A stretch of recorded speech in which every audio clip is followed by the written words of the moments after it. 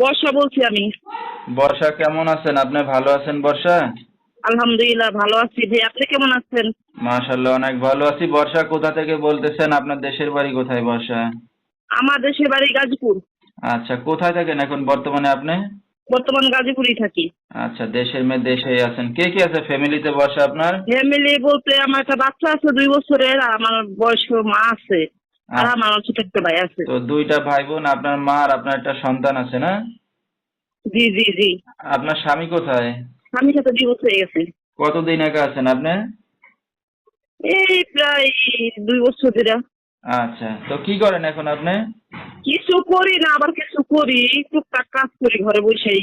ভবিষ্যতে চিন্তা ভাবনা এরকম থাকবে যে এটা মানুষ, মানে ভালোবাসা মানুষ থাকবে, তার সাথে সারা জীবন ঘর সংসার করবো, আমার বাচ্চারা দেখবে, আমার দেখাশোনা করবে।